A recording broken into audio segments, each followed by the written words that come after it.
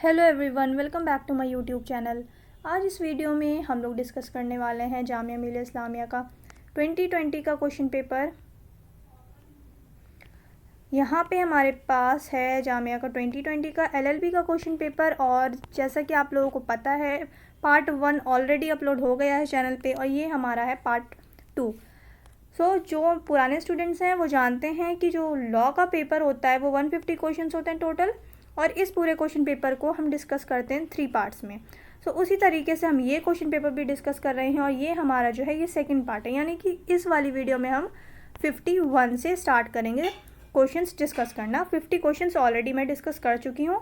Description में आपको link मिल जाएगा, वहाँ से जा करके आप देख सकते हैं वीडियो। जो लोग चैनल पर नए हैं वो चैनल को सब्सक्राइब कर लें। वीडियो अच्छी लगे तो वीडियो को लाइक कर दें। 1 वर्ड सब्सटीट्यूशन। ओके, यहाँ पे 1 वर्ड सब्सटीट्यूशन है क्वेश्चन नंबर 51 से 56 तक। यहाँ पे 51 हमारे पास क्या है? One who abandons his religious faith. One who abandons his religious faith क्या बोलते हैं उसे कहते हैं apostate. B is the right answer, apostate. The next question is use of force or threats to get someone to agree to something. The right answer is coercion. Coercion. The next question is a state in which the few govern the many. मतलब कुछ लोग जो होते हैं, कुछ लोग बहुत सारे लोगों को रूल कर रहे होते हैं, मतलब ग्रुप ऑफ पीपल रूल कर रहा होता है। तो ग्रुप ऑफ पीपल उसे क्या कहते हैं? उसे कहते हैं oligarchy. So C is the right answer, oligarchy. A state in which the few govern the many. The word is oligarchy. C is the right answer. The next question is a man who rarely speaks the truth. मतलब बहुत कम सच बोलता है, तो वो क्या होगा? liar. B is the right answer, liar. The next question is a remedy for all diseases. A remedy for all diseases. The right answer is panacea.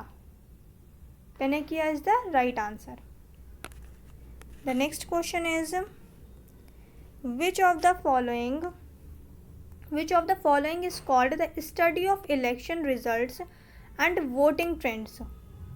Election results and voting trends, जो voting वगैरह की, election से related कि election कैसे होते हैं, voting कैसे होती हैं, तो ये सारी चीज़ें, इन सब चीज़ों की जो स्टडी करते हैं उन्हें क्या कहते हैं? उसे कहते हैं सिफोलॉजी। सिफोलॉजी इज़ द राइट आंसर। बस नेक्स्ट क्वेश्चन है यहाँ पे 57 to 61 लीगल मैगजीन है जिनकी इनकरेक्ट स्पेलिंग लिखी है और वो हमने देखना है कि इनमें से किसकी इनकरेक्ट स्पेलिंग है। यहाँ पे जो है ये ऑप्शन बी होगा, एक्टस रियूस। यहाँ पे RUES नहीं होगा, REUS होगा। RUES ये स्पेलिंग गलत है, इसकी जो सही स्पेलिंग होगी वो होगी REUS। देन नेक्स्ट है 58। यहाँ पे है मॉडस ऑपरेंडी। यहाँ पे जो है ये इसकी स्पेलिंग गलत है। यहाँ पे क्या स्पेलिंग होगी? OPERANDI। ये सही स्पेलिंग होगी। देन नेक्स्ट जो है लीगल मैगजीन वो क्या है? मुटेटिस मुटेंडिस। यहाँ पे जो ये है इसकी स्पेलिंग गलत है, इसकी स्पेलिंग होगी MUTANDIS, mutandis. The next question is, अब यहाँ पे जो स्पेलिंग है वो ये वाली इनकरेक्ट है। यहाँ पे ए नहीं आएगा, यहाँ पे सिर्फ होगा प्रियोरी, ए यहाँ पे नहीं आएगा। स्पेलिंग्स भी अच्छे से लर्न कर जाइएगा। द नेक्स्ट क्वेश्चन इज, अब यहाँ पे रेस इप्सा लोक्यूटर। लोक्यूटर में TOR नहीं होगा, TUR होगा। TUR होगा यहाँ पे लास्ट में। Res ipsa loquitur, TUR। B is the right answer. ये जो है ये इनकरेक्ट स्पेलिंग है। अब नेक्स्ट क्वेश्चन है यहाँ पे हमारे पास क्वेश्चन नंबर 62 एंड 63। यहाँ पे फिल इन द ब्लैंक दिया है और इसे फिल करना है।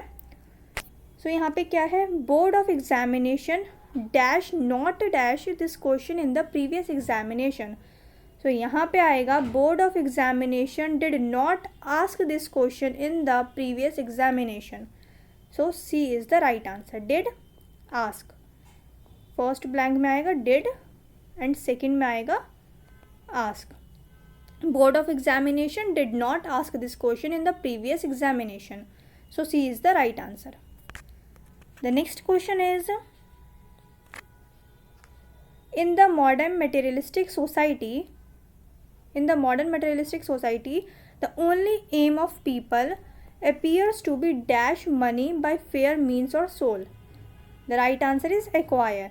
In the modern materialistic society, the only aim of people appears to be acquire money by fair means or soul. यहाँ पे क्या आएगा, एक्वायर आएगा, प्रिंट नहीं आएगा, एक्सटॉर्ट भी नहीं हो सकता, प्रोड्यूस भी नहीं हो सकता। सो आप एलिमिनेट भी कर सकते हैं। सो अगर आपको आंसर नहीं पता है तो आप ऑप्शंस के थ्रू एलिमिनेट भी कर सकते हैं। सो यहाँ पे जिन्हें नहीं आता होगा तो यहाँ पे ऑप्शंस बहुत ईजी दिए हैं कि प्रिंट नहीं होगा, यहाँ पे एक्सटॉर्ट भी नहीं होगा एंड प्रोड्यूस भी नहीं होगा, यहाँ पे एक्वायर होगा। A is the right answer. The next question is,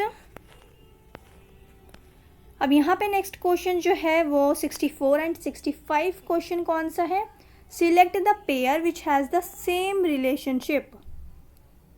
same pair वाले जो हैं, मतलब वो पेयर चूज़ करना है जिनका सेम रिलेशनशिप है। सो दो क्वेश्चन है 64 एंड 65, देखते हैं यहाँ पे। सो यहाँ पे 64th है diva and opera.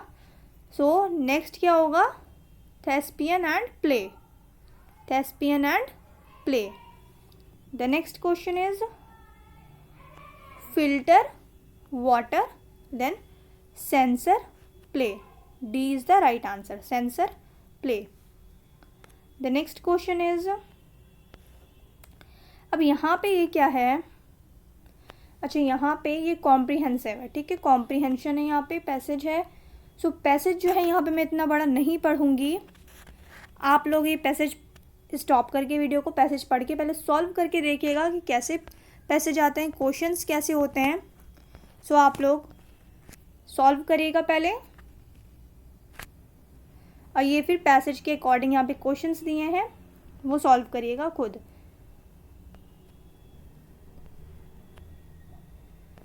The next question is, ये सारे जो हैं यहाँ पे ये क्या है, जैसे अब ये क्वेश्चन है, a person abetting suicide under section 305 shall be punishable with both imprisonment and fine. तो ये क्या है, ये ट्रू स्टेटमेंट है, तो ये आपको पता होना चाहिए, ठीक है।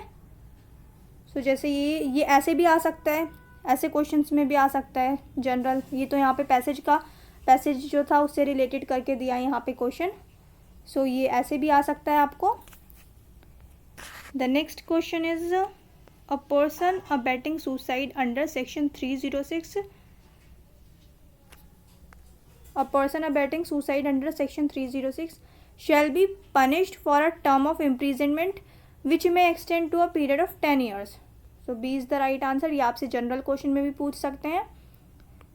सो जैसे ऊपर जैसे एक क्वेश्चन डिस्कस किया था, एक ये क्वेश्चन हो गया, तो पैसे ज़रूर से सॉल्व कर लीजिएगा आप लोग, ताकि थोड़ा आइडिया हो जाए कि इसमें जो क्वेश्चंस दिए हैं वो जनरल क्वेश्चंस में भी आ सकते हैं। ये तो यहाँ पे पैसेज से रिलेटेड दिया है। देन नेक्स्ट क्या है यहाँ पे, section 305 does not include a minor committing suicide. ये क्या होगा, ये फॉल्स होगा। अब यहाँ पे अच्छा 10 मार्क्स की जो है मैथ्स भी आती है, 10 मार्क्स की मैथ्स भी होते हैं, 10 मार्क्स बहुत होते हैं, तो मैथ्स के भी क्वेश्चन जो है वो सॉल्व करके जाइएगा, अच्छे से मैथ्स भी करके जाइएगा। अब यहाँ पे जो ये मैथ्स के क्वेश्चन से स्टार्ट हो गए हैं। अब यहाँ पे क्वेश्चन जो है वो क्या है, अब यहाँ पे हमारे पास 71 क्वेश्चन जो है ये क्या है, 2 + 2 देन -2 इंटू 2 एंड 2। सो यहाँ पे 2 + 2 -2 देन इंटू 2 + 2। सो यहाँ पे क्या है, यहाँ पे 2 + 2 करेंगे 4, देन 2 इंटू 2, 2 × 2 = 4, साइन किसका लग जाएगा, माइनस का, -4, देन प्लस का, ये 2 बच गया, देन 2। सो अगर इसको ऐसे भी करेंगे, अगर 4 - 4 0, तो क्या बचेगा, जब भी 2 बचेगा। या पहले अगर आप इसको भी कर लें कि -4 - 2, देन 2 बचेगा, 4 में से 2 माइनस, जब भी क्या होगा, आंसर होगा 2। सो C is the right answer. यहाँ पे क्या होगा, 2 जो है वो आंसर आएगा। द नेक्स्ट क्वेश्चन इज,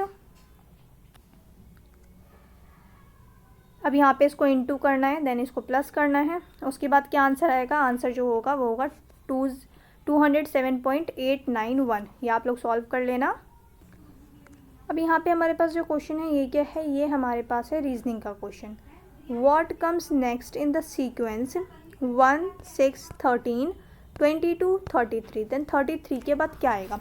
सो यहाँ पे जो है ये थोड़ी सी कॉम्प्लिकेटेड है, ये आपको देखना पड़ेगा पहले कि किस तरीके से सीरीज़ जो है किस तरीके से यहाँ पे नंबर लिखे गए हैं। सो यहाँ पे क्या है, पहले 1 है, देन 6 है, देन 13 है, 22 है एंड 33 है। सो यहाँ पे 1 एंड 6 को अगर हम प्लस करेंगे तो क्या आएगा, हमारे पास 7 आएगा। तो 7 क्या है हमारे पास, 7 ऑड नंबर है, ठीक है। और यहाँ क्या है, 6 के बाद वाला नंबर है 13। तो हमने क्या देखा, अगर हम 6 में 7 प्लस करेंगे, बहुत ध्यान से समझना, अगर समझ ना आए तो रिपीट करके देख लेना एक बार। यहाँ पे 6 में अगर हम 7 प्लस करेंगे, ये ऑड नंबर है, ठीक है, तो क्या आएगा, हमारे पास आंसर आएगा 13, ठीक है। तो यहाँ पे 6 के बाद क्या है, 13 नंबर है। अब क्या किया हमने कि 7 के बाद कौन सा ऑड नंबर आता है, 7 के बाद जो ऑड नंबर आता है वो आता है 9। 7 के बाद ऑड नंबर आता है 9।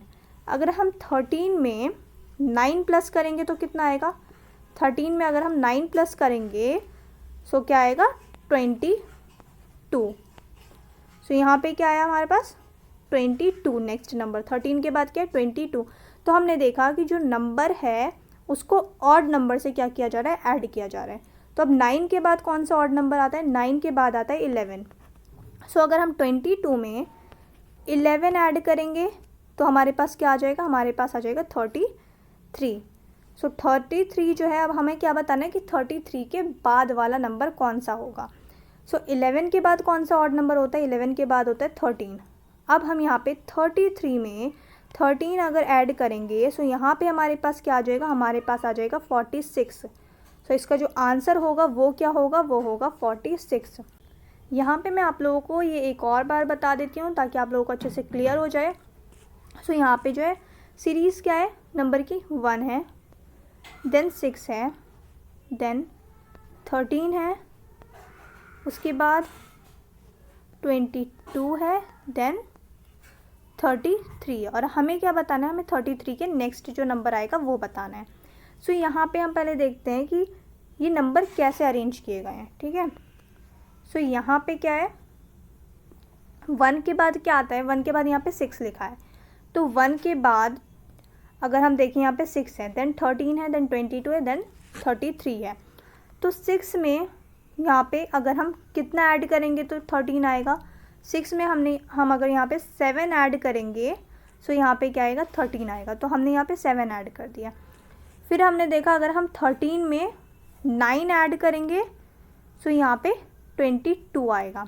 देन हमने देखा कि अगर हम इसमें 11 ऐड करेंगे तो 33 आएगा। तो हमें यहाँ पे क्या सीक्वेंस पता चल गया कि किस तरीके से सॉल्व किया गया है कि जो नंबर है उन नंबर में ऑड नंबर्स को ऐड कर दिया। जैसे हमने फर्स्ट में क्या किया था कि यहाँ पे 7 ऐड किया, तो यानी कि अब जो नेक्स्ट नंबर है वो 7 के बाद वाले ऑड नंबर से ऐड है।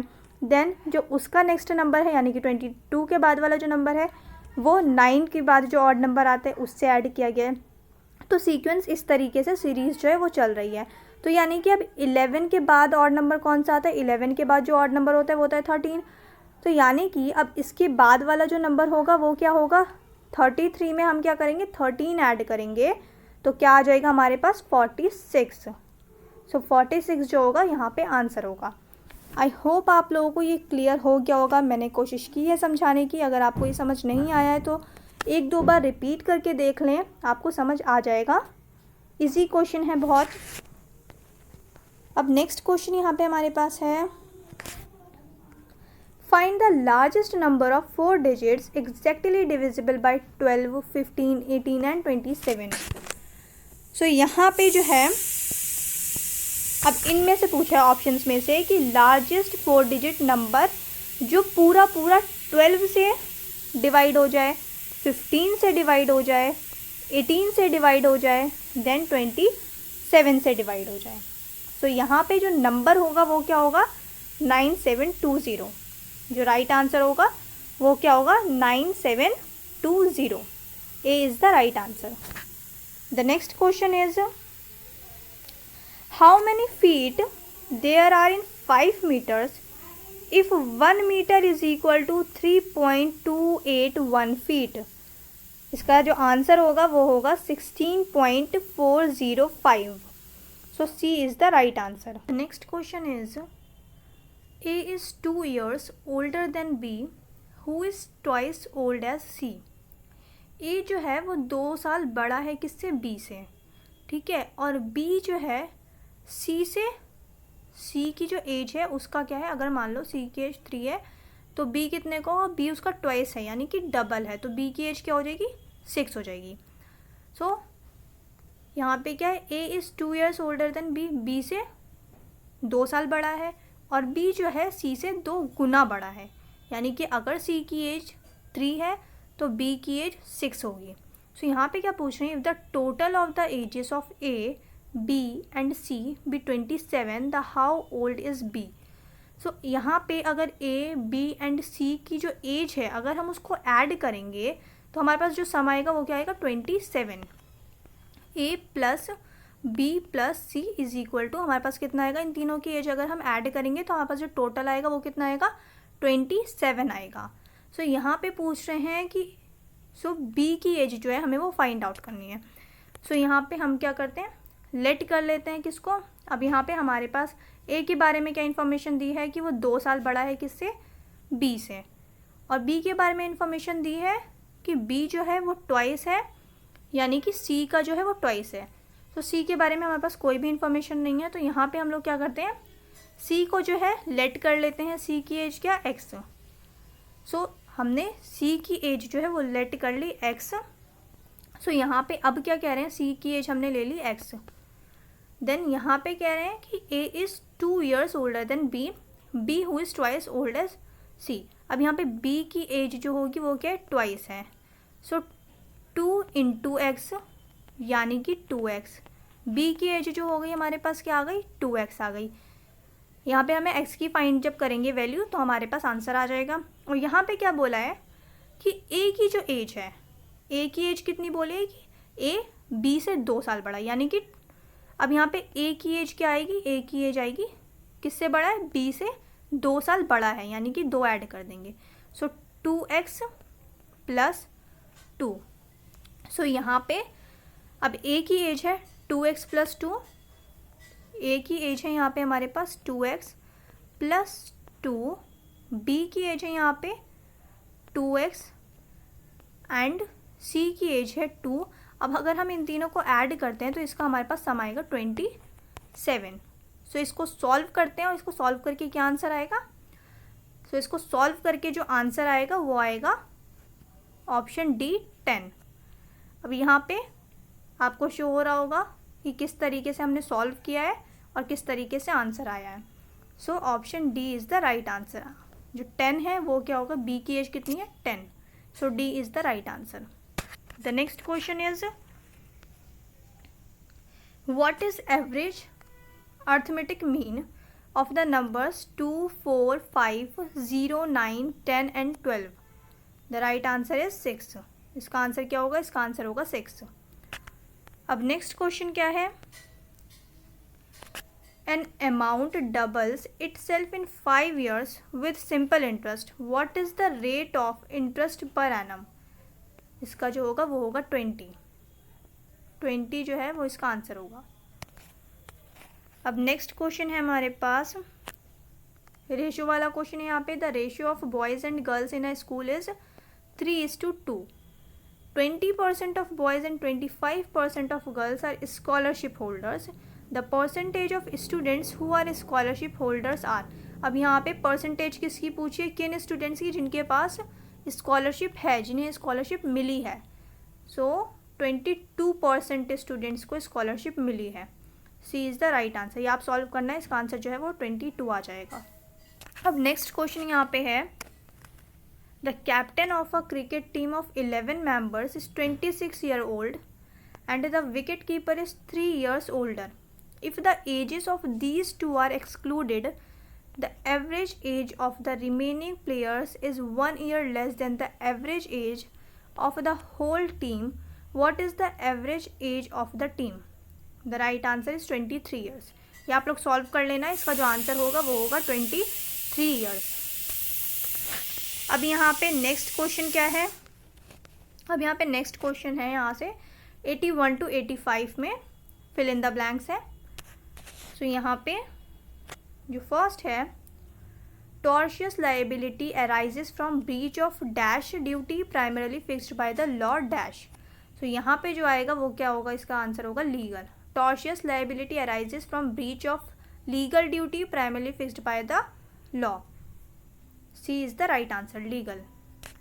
The next question is, Article 24 provides that no child below the age of dash years will be employed to work in any factory or mine or engaged in any other hazardous employment. कितनी as होनी चाहिए, 14 years से कम as वाले बच्चे जो हैं काम नहीं कर सकते, किसी भी फैक्ट्री में, किसी भी हैजार्डस फैक्ट्री में काम नहीं कर सकते। सो 14 years is the right answer, 14। The next question is,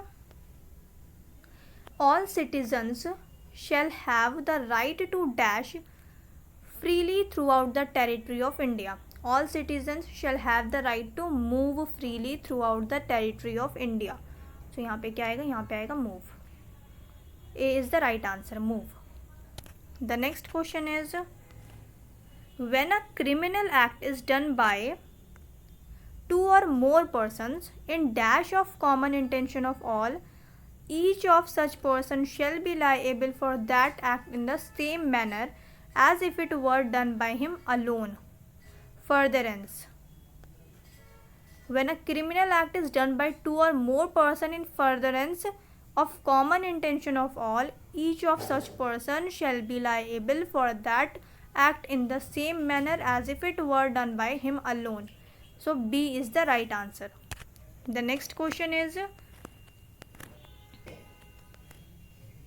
Article 21 states that no person shall be deprived of his life or personal dash except according to procedure established by law. यहाँ पे आएगा liberty. Article 21 states that no person shall be deprived of his life or personal liberty except according to procedure established by law. So यहाँ पे आएगा liberty. Liberty is the right answer. The next question is, अब यहाँ पे 86 to 90 जो है वहाँ क्या करना है, mark the correct legal maxim as according to their meaning. यहाँ पे मीनिंग दिए हैं और लीगल मैगजीम है, तो लीगल मैगजीम पे हमें जो है चूज़ करना है कि ये जो ऊपर सेंटेंस है लीगल मैगजीम का कौन सा जो है ये मीनिंग है, मतलब किस लीगल मैगजीम का ये मीनिंग है जो यहाँ पे सेंटेंस दिया है।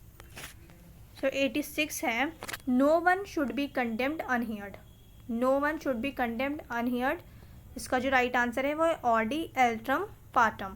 तो ये जो लीगल मैगजीम है ये आपको अच्छे से लर्न करके जाना है। जितने भी मैंने क्वेश्चन पेपर अब तक सॉल्व करवाए, बहुत सारे लीगल मैगजीम आए हैं, तो वो सारे लर्न कर लीजिएगा क्योंकि लीगल मैगजीम से क्वेश्चन ज़रूर आते हैं।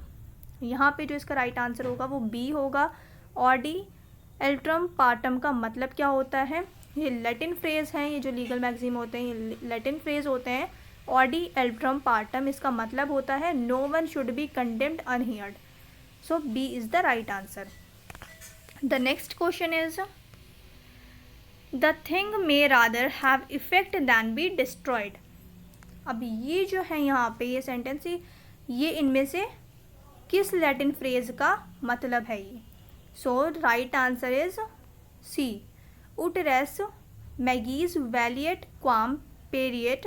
ये जो यहाँ पे है ये वाला लैटिन फ्रेज, इसका मतलब है the thing may rather have effect than be destroyed. So कितनी बार आपको मैगजीन दे देंगे, आपको ऑप्शन में मीनिंग देंगे, तो ये आप लर्न कर लीजिएगा बहुत अच्छे से 2016 से हम लोग क्वेश्चन पेपर सॉल्व कर रहे हैं और बहुत सारे उसमें लीगल मैगजीन आए हैं, वो सारे आप लोग लर्न कर लीजिएगा अच्छे से, क्योंकि लीगल मैगजीन से क्वेश्चन ज़रूर आते हैं। यहाँ पे जो इसका राइट आंसर होगा वो होगा C. The next question is of the utmost good faith. अब इनमें से किस लैटिन फ्रेज का मतलब है ये of the utmost good faith? So A is the right answer. Uberrimae fidei, sorry uberrimae fidei, A is the right answer. इसका मतलब होता है of the utmost good faith. So A is the right answer. The next question is an act done by me against my will is not my act. अब यहाँ पे ये जो legal मैगजीम दिए हैं इनमें से किस लीगल मैगजीम का मतलब है ये an act done by me against my will is not my act.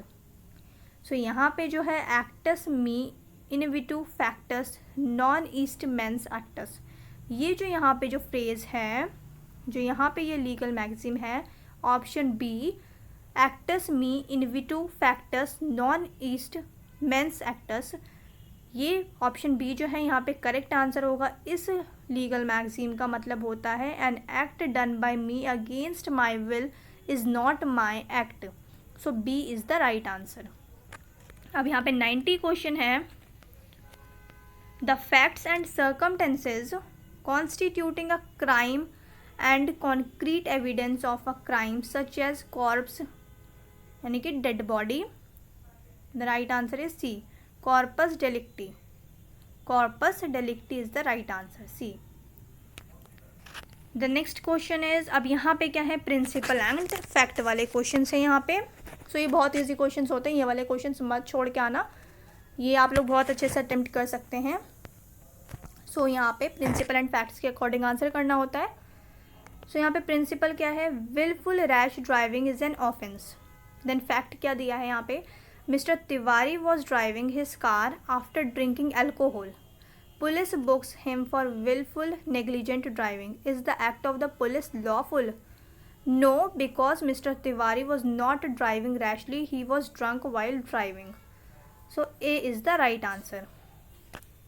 A जो है वो right answer होगा. The next question is principle यहाँ पे दिया है whoever intentionally puts any person in fear of any injury to that person or to any other and thereby dishonestly induces the person so put in fear to deliver to any property or valuable security or anything signed or sealed which may be converted into a valuable security commits extortion। अब यहाँ पे ये principal था, अब हम fact पढ़ते हैं और इसके अकॉर्डिंग क्या आंसर होगा। A threatens to publish a defamatory libel concerning B unless B gives ₹5 lakhs, A induces B to give money, A is guilty of extortion. So B जो होगा यहाँ पे राइट आंसर होगा, A is guilty of extortion. The next question is, अब यहाँ पे principle दिया है acceptance of a proposal must be absolute and unqualified. अब यहाँ पे फैक्ट क्या है, A made a proposal to sell his motorcycle to B for ₹25,000, B agreed to buy it for ₹24,000, A sold his motorcycle to C for 26,000, the next day B sues A for damages. अब यहाँ पे correct कौन सा होगा, ये वाला जो है प्रिंसिपल एंड फैक्ट वाला क्वेश्चन, ये हम लोगों ने 2016 या 2018 में सॉल्व किया है। 2018 या 2016 के क्वेश्चन पेपर में ये वाला सेम क्वेश्चन था। सो यहाँ पे जो इसका राइट आंसर होगा वो क्या होगा, B will not get any damages from A. D is the right answer, B will not get any damages from A, D is the right answer. The next question is, अब यहाँ पे assertion क्या दिया है, all minorities whether based on religion और language shall have the right to establish and administer educational institutions of their choices। सो यहाँ पे assertion दिया है all minorities whether based on religion or language shall have the right to establish and administer educational institutions of their choice. अब यहाँ पे reason क्या है, institutions established by the minorities are not entitled to government aid and government is not under an obligation to give aid। अब यहाँ पे जो right answer होगा वो क्या होगा, एजर्शन जो है वो बिल्कुल सही है, पर जो रीज़न दिया है वो बिल्कुल गलत है। So C is the right answer. A is true but R is false, यानी कि एजर्शन जो है वो सही दी है पर जो रीज़न दिया है उसका वो गलत है यहाँ पे। So C is the right answer. The next question is prohibition of discrimination on grounds of religion etc. Article 15 of the Constitution of India is a fundamental rights classifiable under the right to equality, prohibition of discrimination on grounds of religion or etc.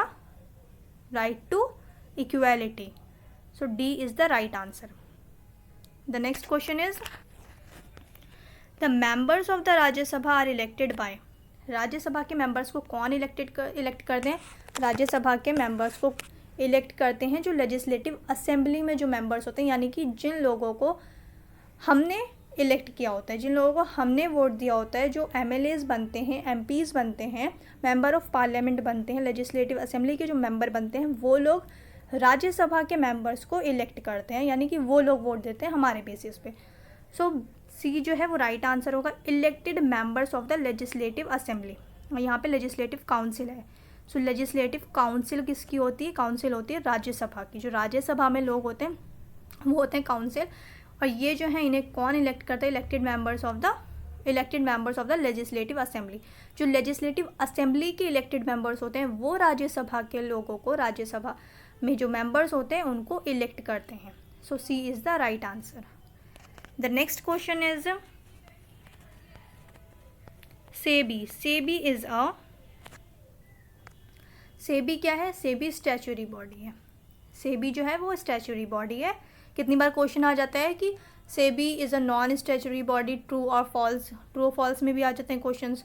सो वो false होगा। सेबी जो है वो क्या है, statutory body. और सेबी की full form क्या है, सेबी की फुल फॉर्म है stock exchange board of India. So A is the right answer. The next question is which of the following is not included in the preamble of the constitution.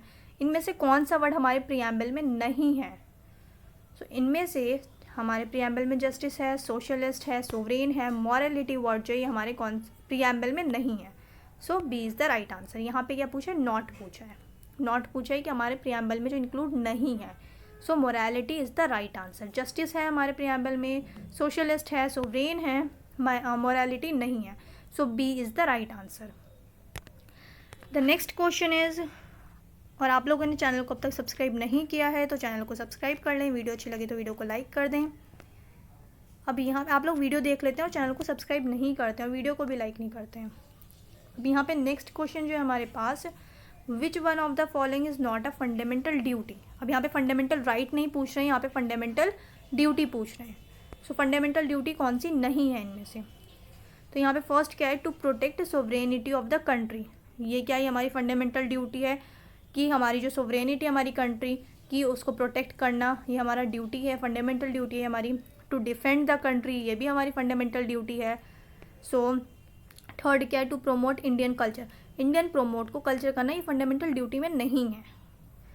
ठीक है, so C is the right answer. यहाँ पे not पूछा था। To respect national anthem, yes ये भी हमारी fundamental duty है। So to protect sovereignty of the country, to defend the country, to respect national anthem, to respect national flag, तो ये क्या है, ये हमारी फंडामेंटल ड्यूटीज़ हैं। But to promote Indian culture ये हमारी फंडामेंटल ड्यूटी नहीं है। So C is the right answer. यहाँ पे क्या पूछा था, नॉट पूछा था, not a fundamental duty, not. So not a fundamental duty कौन सी नहीं है, to promote Indian culture. C is the right answer. The next question is, और ये क्वेश्चन जो है ये हमारा इस क्वेश्चन पेपर का लास्ट क्वेश्चन है, सॉरी मतलब इस पार्ट का जो है वो लास्ट क्वेश्चन है हमारा। उसके बाद हम थर्ड पार्ट में बाकी के क्वेश्चंस डिस्कस करेंगे जो कि हमारा लास्ट पार्ट होगा। सो यहाँ पे जो ये क्वेश्चन है, which form of the government has division of powers and independent judiciary as the important characteristics. The right answer is federal form of government. Federal form of government किस type की government होती है जिसमें powers को जो divide किया जाता है, मतलब स्टेट्स की, centre states and ground level पे. देन जो जुडिशरी होती है वो भी क्या होती है, इंडिपेंडेंट होती है. So federal form of government में ऐसा होता है. D is the right answer, federal form of government. So यहाँ पे हमने 100 क्वेश्चन तक डिस्कस कर लिया है. अभी हमारे 50 क्वेश्चंस बचे हैं, वो हम नेक्स्ट वीडियो में डिस्कस करेंगे. आप लोगों ने चैनल को सब्सक्राइब नहीं किया है तो चैनल को सब्सक्राइब कर लें. वीडियो अच्छी लगे तो वीडियो को लाइक कर दें. अब मिलते हैं नेक्स्ट वीडियो में.